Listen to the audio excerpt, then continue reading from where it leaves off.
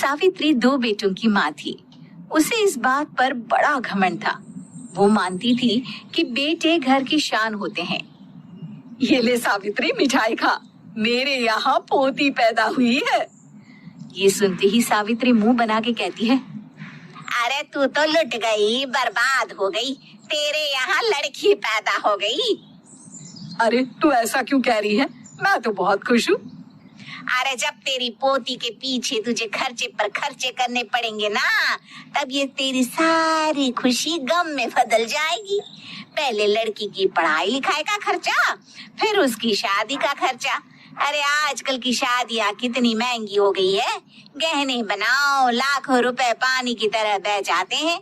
लड़कियाँ तो सिर्फ खर्चा करवाने के लिए ही पैदा होती हैं। इस तरह लड़कियों के प्रति अपने विचार व्यक्त करते हुए सावित्री ममता को लंबा चौड़ा भाषण देके चली जाती है। अब तो आप लोग इस कहानी में सावित्री देवी का पात्र अच्छी तरह समझ ही गए होंगे। कुछ समय बाद सावित्री की बड़ी बहू भी एक लड़की को जन्म देती है। फिर क्या था, सावित्री पूरा आसमान सर पर उठा लेती है। हे भगवान, ये तू मुझसे किस जन्म का बदला ले रहा है? अरे मैं तो मंदिर में रोज आकर तुझसे कहती तो थी कि मुझे एक पोता चाहिए, और तूने मुझे पोती दे दी।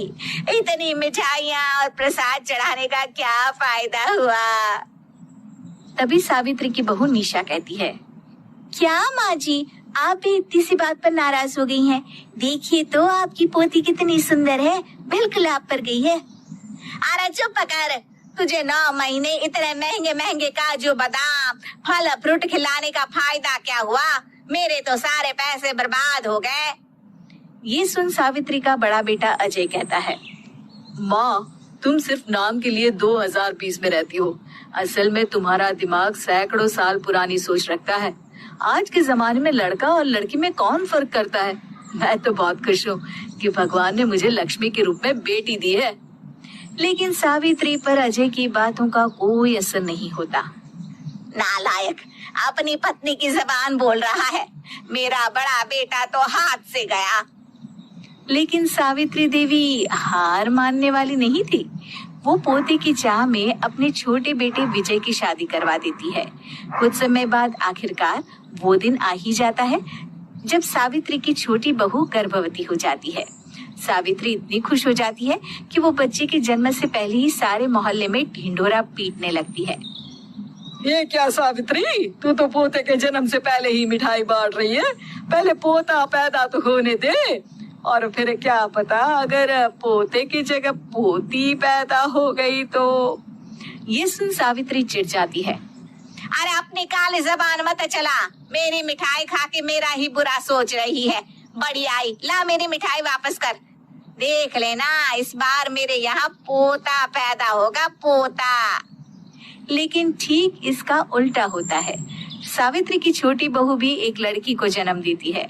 सावित्री फिर से रोना धोना शुरू कर देती है और अपनी छोटी बहू को कोसते हुए भला बुरा कहने लगती है। देखते ही देखते ये सावित्री की रोज की आदत हो जाती है। एक दिन उसकी इस आदत से परेशान होकर विजय अपने भाई अजय से कहता है, भैया, माँ खुद एक औरत होकर हमारी बेटियों को पसंद नहीं करती, उल्टा उन्हें रोज कोसती रहती है। मुझे माँ की यह आदत बिल्कुल पसंद नहीं आती। अरे तू ठीक कहता है, मैं भी अब माँ से तंग आ गया हूँ। अच्छा, तो अब तुम दोनों इस तरह पीठ पीछे मेरी बुराई भी करने लग गए हो? नहीं माँ, हम चाहते हैं कि घर में शांति बनी रहे। हमें हमारी बेटियाँ बहुत प्यारी है। मैं नहीं चाहता कि वे तुम्हारे ताने सुन सुन कर बड़ी हो, और इसीलिए हम दोनों ये घर छोड़कर चले जाएंगे। हाँ माँ, मैं भैया की बात से सहमत हूँ। जब तुम इस घर में अकेली रहोगी तब तुम्हें अपनों की कीमत का एहसास होगा। अपने दोनों बेटों के मुंह से अपनी माँ के लिए इतने कठोर शब्द सुन सावित्री भावुक और रुआंसी होकर कहती है, क्या सच में तुम दोनों मुझे इस घर में अकेली छोड़कर चले जाओगे? हाँ माँ। हाँ माँ, अब पानी सर के ऊपर जा चुका है। मैं तुम दोनों के बिना नहीं रह सकती। अपनी सास के आंसू देख अजय और विजय की पत्नी अपने पतियों से लड़ पड़ती है। अरे जिसे जाना है वो जाए, मैं माँ जी को छोड़कर कहीं नहीं जाने वाली। भाभी, आप ये क्या कह रही हैं? वही जो तुम सुन रहे हो, दीदी बिल्कुल सही कह रही है। हम बेटियों के संस्कार हमें सिखाते हैं कि सास माँ समान नहीं बल्कि माँ ही होती है और उस माँ की जिंदगी भर सेवा की जाती है। बेटे अपना फर्ज भूल सकते हैं, लेकिन बेटियां नहीं। आप दोनों शौक से जा सकते हैं। माँ जी, हम दोनों के रहते आपको किसी बात की फिक्र करने की जरूरत नहीं। फिर क्या था, सावित्री के ऊपर छाए बेटों के घमंड के बादल उसकी बेटी स्वरूप बहुओं के तेज के आगे आंसू के रूप में परिवर्तित होकर सावित्री की आंखों से बहने लगते हैं और वो उन दोनों को गले लगा लेती है।